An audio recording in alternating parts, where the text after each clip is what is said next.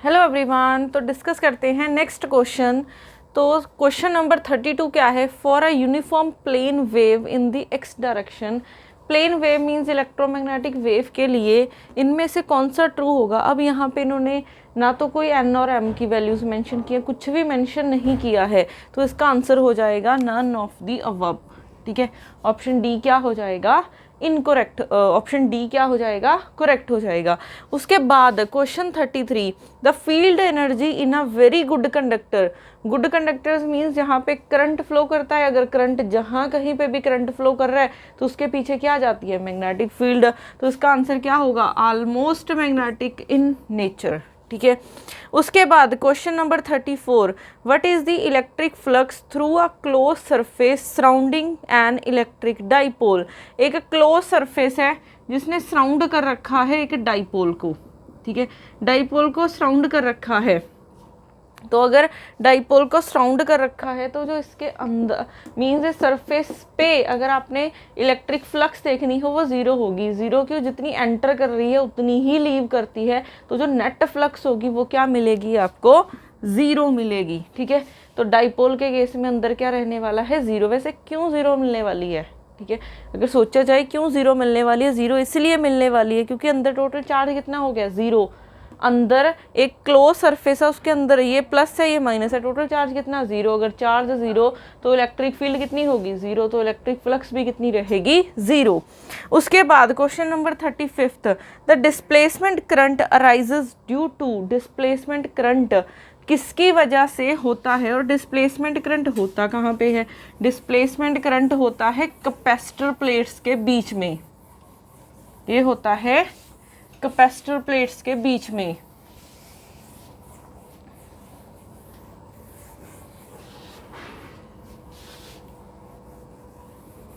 जो displacement current है वो कैपेसिटर प्लेट्स के बीच में होता है, जो ये डायरेक्टली प्रोपोर्शनल होता है कर्ल ई बाय कर्ल टी। मीन्स जो अंदर मैग्नेटिक फील्ड होगी, देखो ये ऐसा है, कैपेसिटर प्लेट्स है ना, एक प्लेट पे पॉजिटिव एक प्लेट पे नेगेटिव, तो यहाँ पे इलेक्ट्रिक फील्ड बन जाती है। तो इलेक्ट्रिक फील्ड वेरी होने की वजह से यहाँ पे अंदर करंट बनता है जिसको बोलते हैं डिस्प्लेसमेंट करंट। और किस पे डिपेंड करता है? Time varying electric field. तो इसका आंसर हो जाएगा डी। उसके बाद लिखते हैं क्वेश्चन नंबर 36।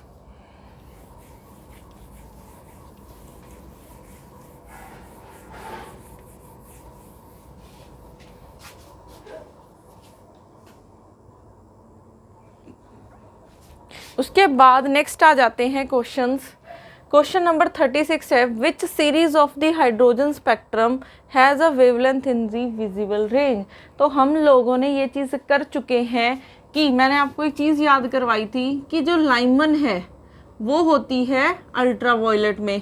ठीक है, जो बाल्मर है वो होता है विजिबल में, और जो बाकी रह गए पास्चन हो गया, ब्रैकेट हो गया और फंड सीरीज हो गई, ये तीनों होते हैं आईआर में। तो इसका आंसर क्या हो जाएगा? Balmer series.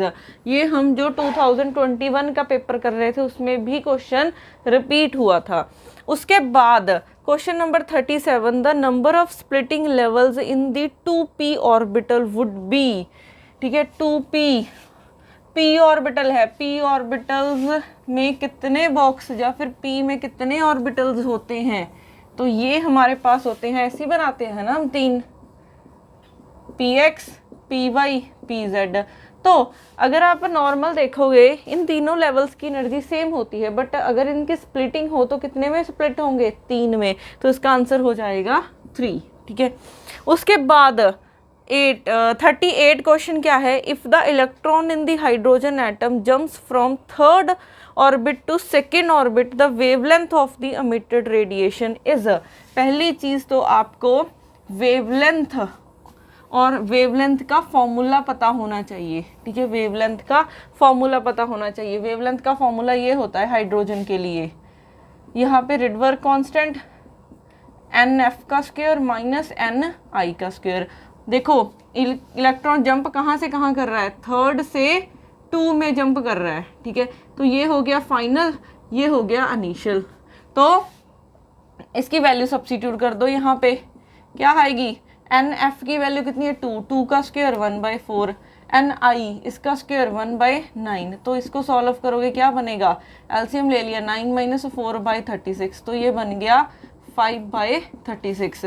तो ये 1/λ की वैल्यू है ना 5r/36, तो लैम्डा की कितनी वैल्यू आ गई 36/5r, ठीक है 36/5r ये आ जाएगा।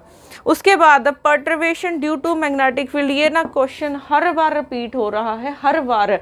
Perturbation due to the magnetic field कितनी होती है -μ.b, ये तो डायरेक्ट आंसर है, मीन्स डायरेक्ट रिजल्ट के ऊपर क्वेश्चन पूछा गया है। उसके बाद 40th क्वेश्चन क्या है, the number of particles in the primitive cubic unit cell.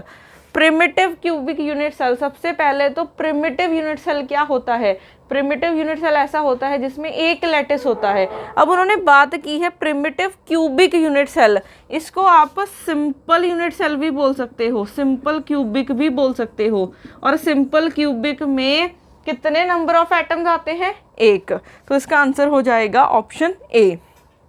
उसके बाद question number 41, in a power supply diagram which block indicates a smooth DC output. पहली चीज, रेक्टिफायर क्या करते हैं, स्मूथ कर्व नहीं देते हैं। रेक्टिफायर्स की पीक कुछ ऐसी होती है, ठीक है, रेक्टिफायर्स की पीक कुछ ऐसी होती है। इसको इरेज करके समझाती हूँ।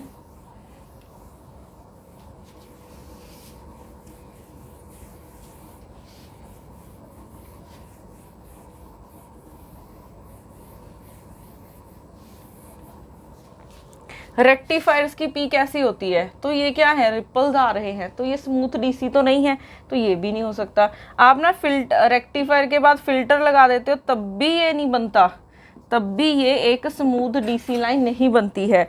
ट्रांसफार्मर में भी नहीं बनती, ट्रांसफार्मर में तो आ ही डायरेक्ट एसी रही है, ठीक है, तो ये भी नहीं होगा। तो किस में होगा, रेगुलेटर इसका आंसर हो जाएगा, ठीक है।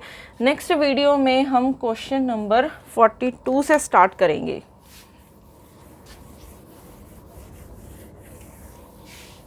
और वो हमारी वीडियो होगी 22। मिलते हैं नेक्स्ट वीडियो में।